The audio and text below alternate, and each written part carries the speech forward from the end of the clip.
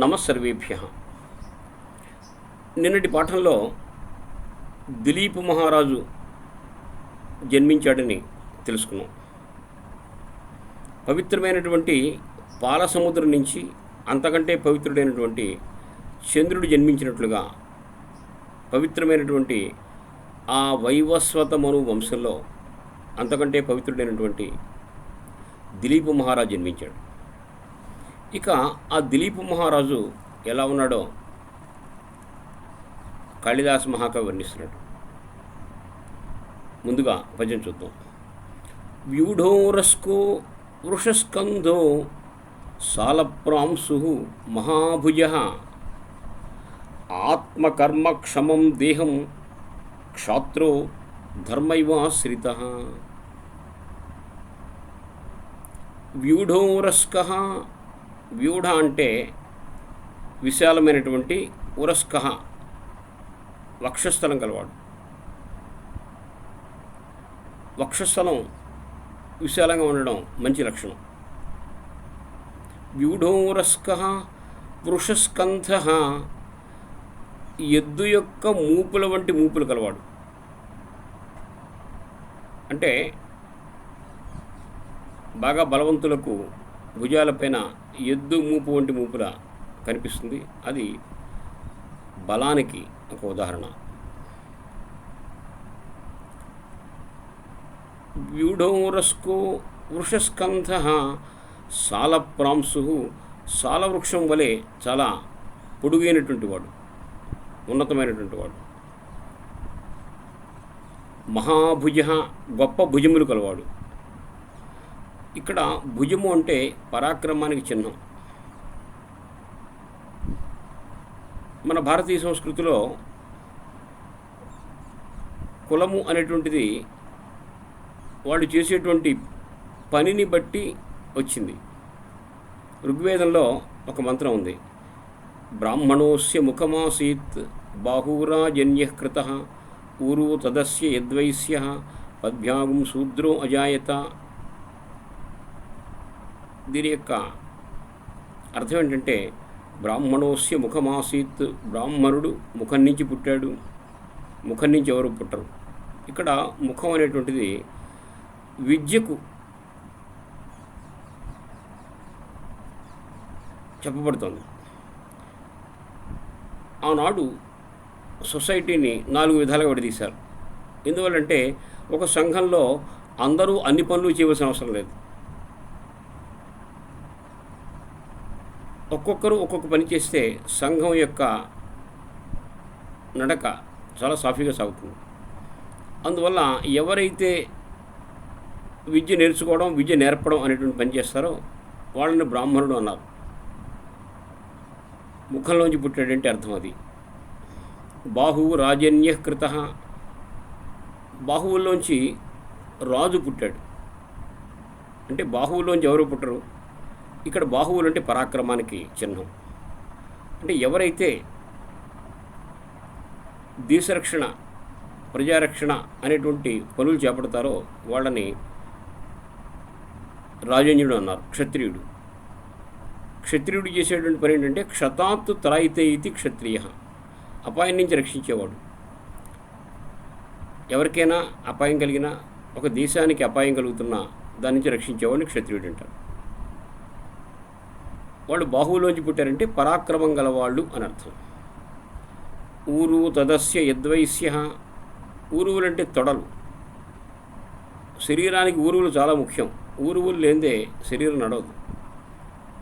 అలాగే వైశ్యుడు లేనిదే సంఘం నడవదు, సమాజం నడవదు. ఎక్కడో లభించేటువంటి యాపిల్ పండ్లను ఇక్కడ మనకి అందుబాటులో తెస్తున్నాడంటే అది వైశ్యుని యొక్క పని. పొలాల్లో పండేటువంటి ధాన్యాన్ని మనకి బియ్యంగా అందిస్తున్నాడంటే అది వైశ్యుని యొక్క పని. ప్రపంచంలో దొరికేటువంటి ఏ వస్తువునైనా మనకి అందుబాటులో తెస్తున్నాడంటే అది వైశ్యుని యొక్క పని. కాబట్టి ఎవరైతే వస్తు వినిమయం చేస్తారో వారిని వైశ్యుడు అన్నారు. పద్భ్యాగం శూద్రో అజాయత, శరీరం నడవడానికి పాదాలు ఎంత ముఖ్యమో సంఘ నడవడానికి సూర్యుడు అంత ముఖ్యం. అంటే ఉత్పత్తి, ఏదైనా ఉత్పత్తి చేస్తేనే కానీ ఇవన్నీ జరగవు. కాబట్టి వాటిని ఉత్పత్తి చేసేటువంటి వర్గాన్ని శూద్రుడు అన్నారు. ఈ విధంగా పనిని బట్టి ఆ విధంగా వాళ్ళ యొక్క కులం అనండి ఏదనండి అలా కేటాయింపు జరిగింది. ఆ తర్వాత అదే స్థిరమైపోవడం కొంచెం ముప్పు కలిగించింది. సరే, ఆ విషయం అలా ఉంచుదాం. మహాభుజ అంటే ఇక్కడ గొప్ప పరాక్రమం కలవాడు అని అర్థం. ఇక ఆత్మకర్మక్షమం, తన యొక్క పనికి తగినటువంటి శరీరాన్ని, దేహం అంటే శరీరాన్ని ధరించి, అంటే ఒకడు పని చేస్తున్నాడంటే దానికి తగినటువంటి శరీరాన్ని ధరించాలి. ఒక డిఎస్పి ఉన్నారంటే ఆయన బలంగా ఉండాలి. బలహీనంగా ఈనుపొల్లా ఉంటే ఆయన ఆ పనికి తగడు. కాబట్టి వారు చేసేటువంటి పనికి తగినట్టు శరీరం గలవాడే.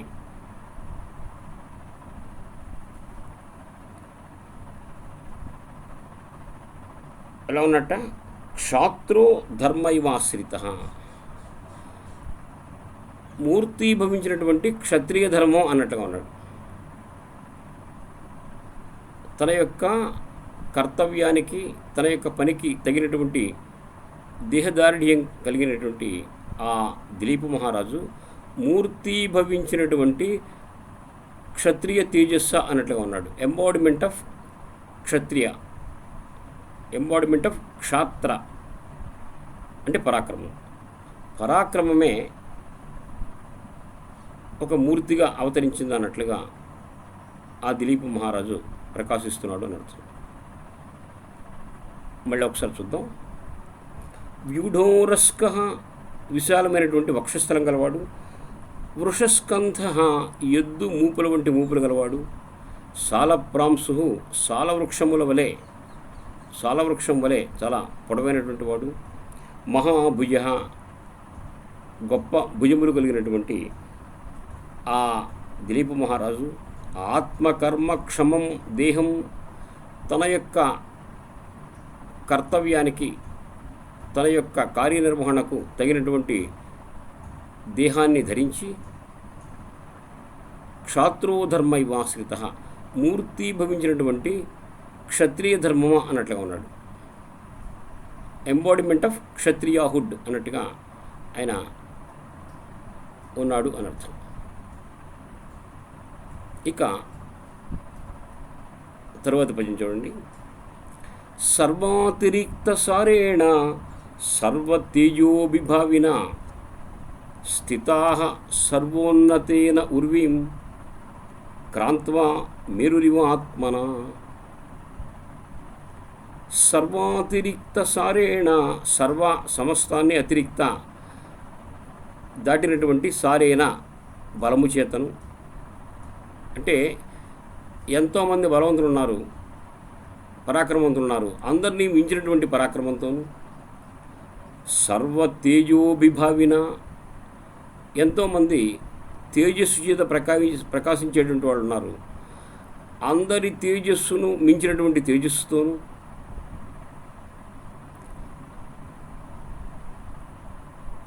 సర్వోన్నతేన,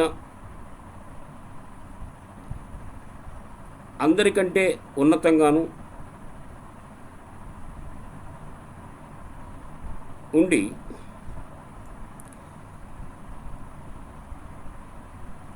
అంటే అందరినీ క్రాంత్వ అంటే అతిక్రమించి మేరురివ ఆత్మనాస్థిత, మేరు పర్వతంలా ఉన్నాడు. అంటే బలంలోనూ అలాగే పరాక్రమంలోనూ ఔన్నత్యంలోనూ అందరికంటే ఉన్నతుడిగా ఉండి మేరు పర్వతం వలె ఉండెను అనర్థం. సర్వాతిరిక్త సారేణ సర్వతేజోభిభావిన స్థిత సర్వోన్నతేన ఉర్వీం క్రాంత్వా మేరురివ ఆత్మన. మేరుపర్వతం వలె ఉండెను అని అర్థం. అంటే ప్రపంచంలో ఎవరైతే బలవంతులు ఉన్నారో అందరికంటే బలం గలవాడు గాను, ఎంతమంది తేజవంతులు ఉన్నారో వాళ్ళందరినీ మించిన తేజస్సు గలవాడు గాను, ఎంతమంది ఉన్నతులు ఉన్నారో వాళ్ళందరికంటే ఉన్నతుడుగాను ఉండి మేరు పర్వతంలా ప్రకాశిస్తున్నాడు అని అర్థం. ఇక ఆకార సదృశ ప్రజ్ఞ ప్రజ్ఞయా సదృశాగమ ఆగమై సదృశారంభ ఆరంభ సదృశోదయ. ఇది చాలా ఉన్నతమైనటువంటి పద్యం. ఆకార సదృశ ప్రజ్ఞ, ఆకారమునకు తగిన, సదృశ అంటే తగినటువంటి, ప్రజ్ఞ తెలివితేటలు గలవాడు. ఆకార సదృశ ప్రజ్ఞ ప్రజ్ఞయా సదృశాగమ, ప్రజ్ఞయ తెలివితేటలతో సదృశ సమానమైనటువంటి, ఆగమ అంటే జ్ఞానం గలవాడు, శాస్త్రజ్ఞానం గలవాడు. అంటే రూపానికి తగినటువంటి తెలివితేటలు గలవాడు, తెలివితేటలకు తగినటువంటి శాస్త్రజ్ఞానం గలవాడు. ఆగమై సదృశ ఆరంభ, ఆగమై అంటే తెలివితేటలతో సదృశ సమానమైనటువంటి, ఆరంభ పని కలవాడు. ఆరంభ సదృశ ఉదయ, పనికి తగినటువంటి ఫలప్రాప్తి కలవాడు. ఎంత అద్భుతంగా వర్ణించాడు చూడండి. ఆ దిలీప్ మహారాజు ఆకారానికి తగినటువంటి తెలివితేటలు కలవాడు, తెలివితేటలు తగినటువంటి చదువు కలవాడు, చదువుకు తగినటువంటి పని కలవాడు, పనికి తగినటువంటి ఫలప్రాప్తి కలవాడు. మన దేశం చూడండి, ఎంతోమంది అందగాళ్ళు ఉంటారు, వాళ్ళకి తెలివితేటలు ఉండవు. చాలామంది తెలివితేటలు గల వాళ్ళు ఉంటారు, వాళ్ళకి చదువుకునేటువంటి అవకాశం లేదు. ఎంతోమంది చదువుకున్న వాళ్ళు ఉంటారు, ఆ చదువుకున్న వాళ్ళకి తగినటువంటి ఉద్యోగ అవకాశాలు లేవు. బీఎస్సీ చదువుతాడు, బాటా షూ కంపెనీలో పనిచేస్తుంటాడు. అదేంటంటే ఇది కూడా బీఎస్సీ కదండి అంటుంటాడు. ఇక ఉద్యోగానికి తగినటువంటి ఫలప్రాప్తి ఉండదు. ఉద్యోగం చేస్తుంటాడు, ఆ ఉద్యోగానికి తగినటువంటి జీతం ఉండదు. అంటే రూపం ఉండదు. ఒకవేళ రూపం ఉంటే రూపానికి తగినటువంటి తెలివితేటలు ఉండవు. ఒకవేళ తెలివితేటలు ఉన్న వాడికి తగినటువంటి చదువు ఉండదు. ఒకవేళ చదువుకున్న ఆ చదువుకు తగినటువంటి ఉద్యోగం ఉండదు. ఒకవేళ ఉద్యోగం ఉన్న ఆ ఉద్యోగానికి తగినటువంటి జీతం ఉండదు. అలా కాకుండా అన్నీ సమకూరినటువంటి ఒక వ్యవస్థ కలిగినటువంటి వాడు ఆ దిలీపుడు. ఆ దిలీపుడు రూపానికి తగినటువంటి తెలివితేటలు గలవాడు, తెలివితేటలకు తగినటువంటి శాస్త్రజ్ఞానం గలవాడు, శాస్త్రజ్ఞానాన్ని తగినటువంటి పని కలవాడు, పనికి తగినటువంటి ఫలప్రాప్తి కలవాడు. ఈ విధంగా అన్నీ సమకూరినటువంటి వాడు ఆ దిలీప్ మహారాజు. ఇంకా ఆ దిలీపుని యొక్క లక్షణాలు వర్ణిస్తున్నాడు. భీమకాంతై నృపగుణై స బభూవ ఉపజీవినాం అదృశ్యస్య అభిగమ్యస్య యాదోరత్నైరివర్ణవ. ఒక రాజు లేదా ఒక ఆఫీసర్ ఎలా ఉండాలంటే అందరికీ అప్రోచబుల్గాను ఉండాలి, అందరికీ భయం కలిగించే విధంగానే ఉండాలి. చాలా మంచివాడైతే ఎవరు పనిచేయరు, అందరూ అతని మీద ఎక్కేస్తారు. అలాగని చాలా భయంకరుడిగా ఉన్న ఉపయోగం లేదు. కాబట్టి మంచిగాను ఉండాలి, అదే సమయంలో చాలా కరుగ్గాను ఉండాలి. ఈ రెండు లక్షణాలు ఉన్నటువంటి వాడు ఆ దిలీప్ మహారాజు. ఒక రాజు కానీ ఒక సంస్థకు నాయకుడు కానీ ఈ 2 లక్షణాలు కలిగి ఉండాలి. ఎలాగో వర్ణిస్తున్నాడు చూడండి. భీమకాంతై నృపగుణై, ఆ దిలీప్ మహారాజుకి చాలా భయంకరమైనటువంటి లక్షణాలు ఉన్నాయి. కాంత మనోజ్ఞమైనటువంటి లక్షణాలు ఉన్నాయి. అంటే క్రౌర్యం, పరాక్రమం మొదలైనటువంటి భయంకరమైన లక్షణాలు, దయ, దాక్షిణ్యం, వాత్సల్యం మొదలైనటువంటి మృదువైనటువంటి లక్షణాలు ఈ 2 అతనికి ఉన్నాయి.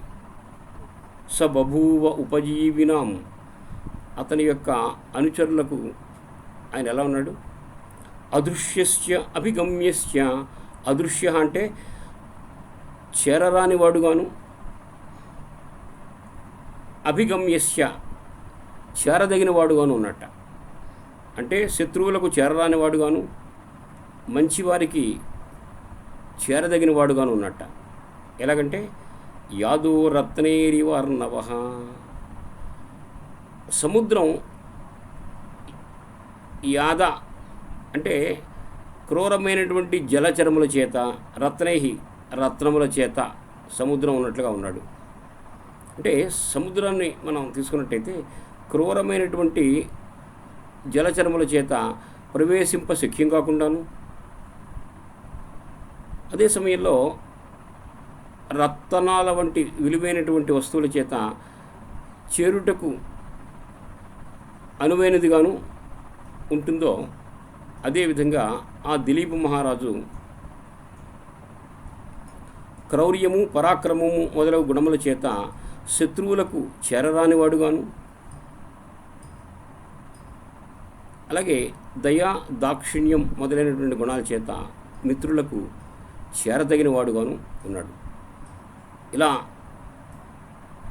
క్రౌర్యంగాను, దయావంతునిగాను ఈ 2 లక్షణాలు కలిగి ఉండడం అనేటువంటిది ఒక రాజుకి లేకపోతే ఒక సంస్థ యొక్క అధినేతకు ఉండవలసినటువంటి లక్షణాలు.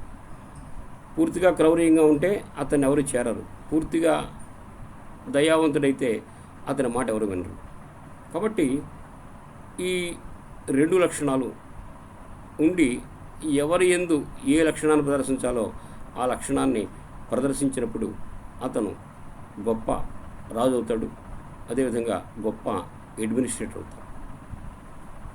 ఈ శ్లోకాన్ని మరోసారి చూద్దాం. భీమకాంతై నృపగుణై స బభూవ ఉపజీవినాం. సహా అంటే ఆ దిలీప్ మహారాజు భీమకాంతై నృపగుణై, భీమ భయంకరమైనటువంటి, కాంత మనోజ్ఞమైనటువంటి నృపగుణముల చేత ఉపజీవినాం బభువ.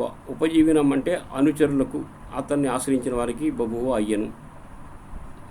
అదృశ్యస్య అభిగమ్యస్య, అదృశ్య అంటే చేరరాని వాడుగాను, అభిగమ్యస్య చేరదగిన వాడుగాను అయ్యట. ఎలాగా? యాదో రత్నైరివ అర్ణవ. అర్ణవ అంటే సముద్రం, యాద అంటే క్రూరమైనటువంటి జలచరముల చేత, రత్నై రత్నముల చేత నువ్వలే. కాబట్టి ఏ విధంగా